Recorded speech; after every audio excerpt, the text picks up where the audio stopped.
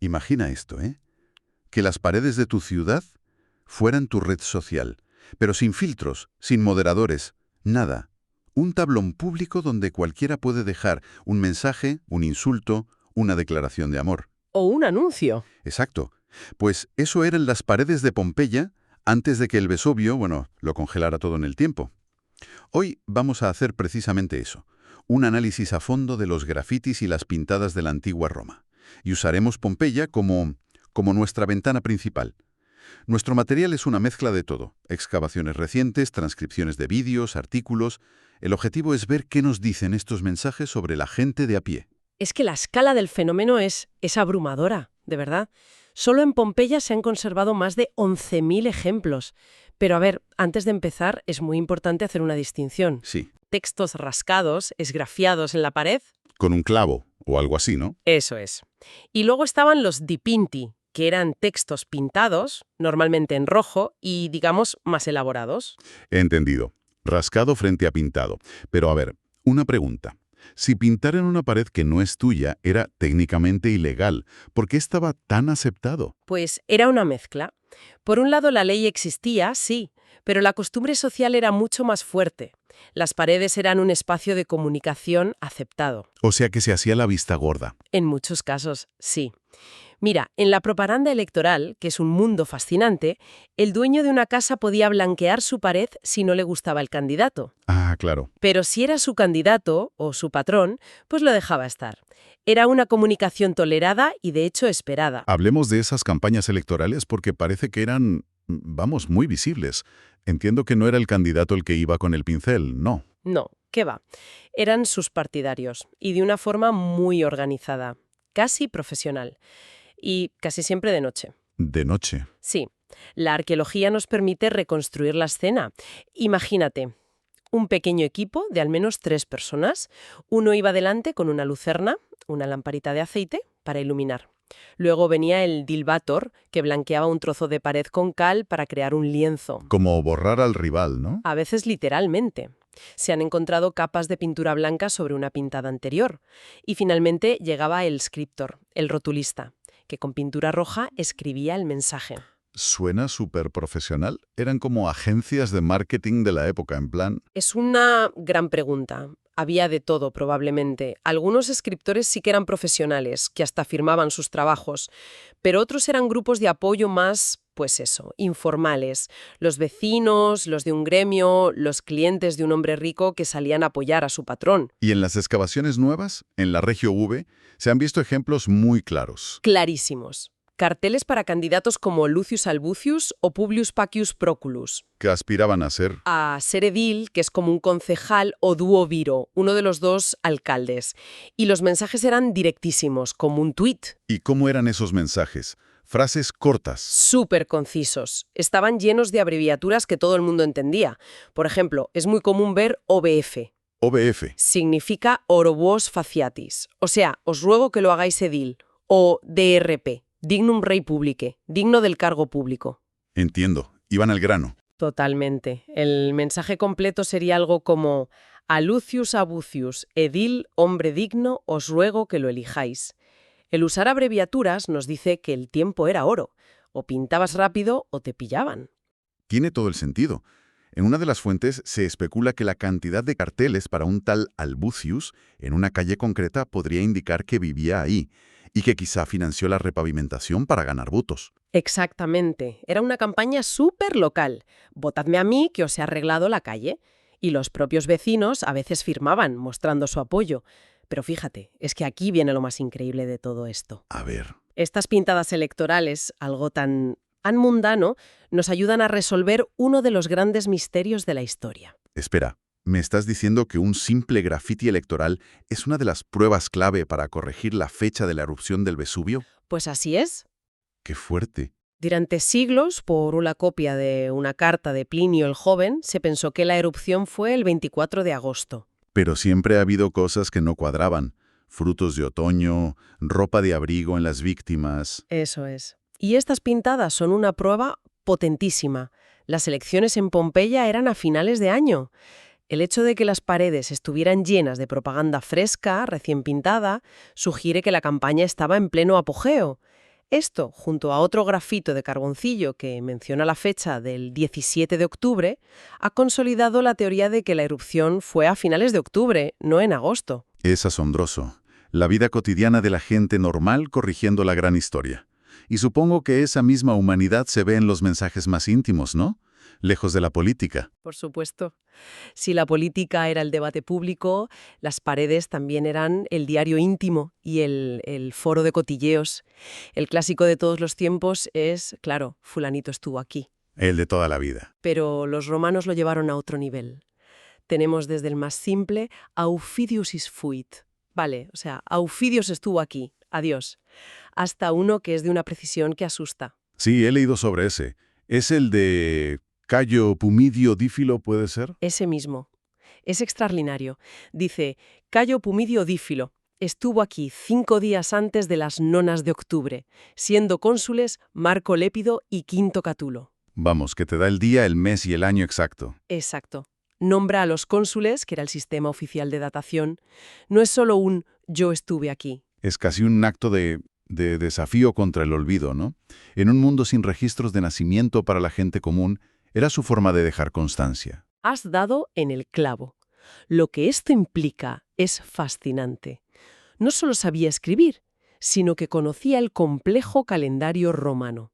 Es un acto de afirmación personal potentísimo. Es decir, yo, Cayo Pumidio Dífilo, existí. Y estuve aquí, en este día. Es profundamente humano. Y claro, donde hay gente afirmando su existencia, hay drama. Amor, celos, insultos. Las paredes de Pompeya debían de ser un hervidero. Ah, sí. El triángulo amoroso entre Successus, Severus e Iris es digno de un culebrón. Cuéntame. Lo encontramos en la pared de una posada. Un tal Successus, un tejedor, escribe: Successus, el tejedor, ama a Iris, la esclava de la posada, que no se preocupa por él. Empieza bien el drama.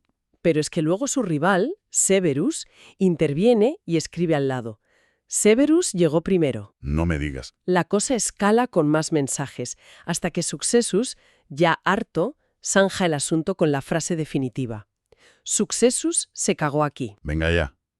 En serio. ¿Qué manera de terminar una discusión? Es el equivalente romano a un mic drop. Totalmente. Y demuestra que el drama y la humillación pública no son un invento nuestro. Y hay de todo, ¿eh? Mensajes apresurados como «tengo prisa, adiós, mi Saba, asegúrate de quererme», que capta un momento fugaz. O la devoción de Mete, una esclava, que escribe «Mete ama a Cresto con todo su corazón». Y luego, claro, los insultos. Como el de Epafra eres calvo. Exacto. O Serena odia a Isidoro. Son tan simples, casi infantiles, pero tan reales.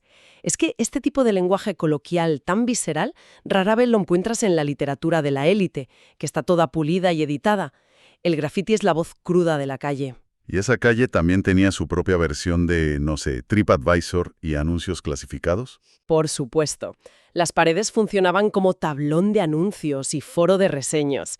Hay una queja a un posadero que es una obra maestra de la sinceridad pasivo-agresiva. Ah, sí. Escucha. Hemos orinado en la cama, posadero.